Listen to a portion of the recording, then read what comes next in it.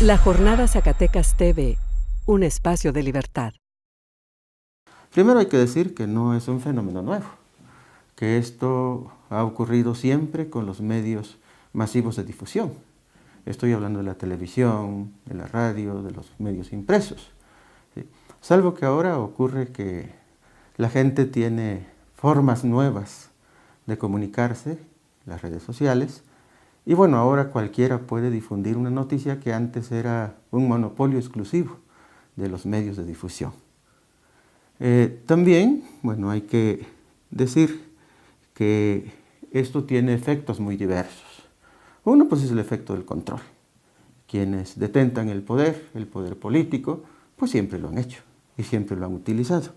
Y los que detentan el poder político lo han hecho en colusión con quienes he dicho, los medios masivos de difusión.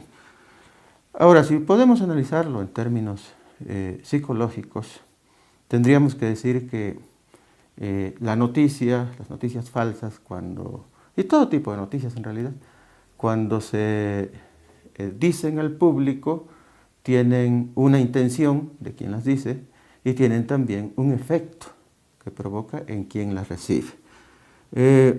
Hay que decir que en realidad el hombre tiene una forma de comunicarse exclusiva, que son las palabras, y por lo tanto el único que difunde cosas falsas, pues es el hombre. Los animales no pueden hacer esto.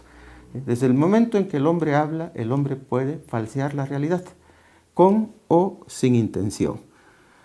Ahora, aquí tendríamos que hablar de por qué la realidad se falsea. Bueno, porque lo que se habla se supone primero lo que se piensa.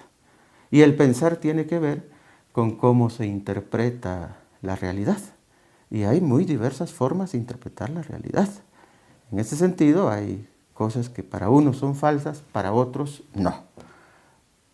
También tenemos que pensar en términos más concretos, que hay cosas que cuando se falsean en la realidad, pues sí tienen que ver con algún trastorno, alguna psicopatología en los casos más graves.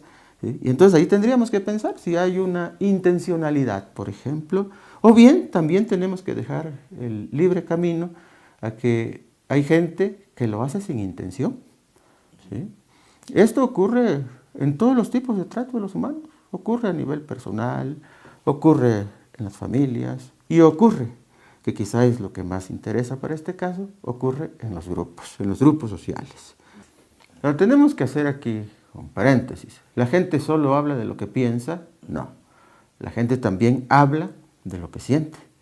¿Sí? Y aquí tendríamos que entender que los sentimientos son algo que no está controlado por los pensamientos.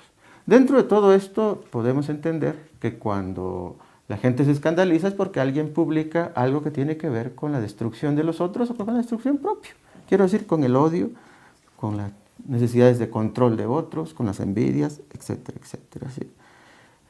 Ahora, el fenómeno de las redes sociales es que permite una especie de anonimato. ¿Sí? Esto equivale más o menos a lo que pasaría con los grandes grupos sociales, lo que algunos se han encargado de analizar como las masas. ¿Qué pasa con la comunicación dentro de las masas? Bueno, pues que se diluye la identidad individual. Es decir, dentro de la masa la gente puede hacer y decir cosas renunciando de algún modo a su identidad. Pero esto tiene un fenómeno psicológico muy importante.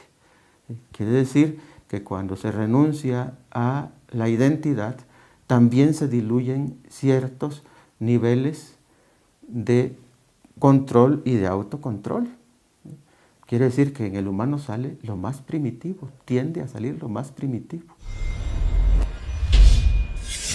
La Jornada Zacatecas TV, un espacio de libertad.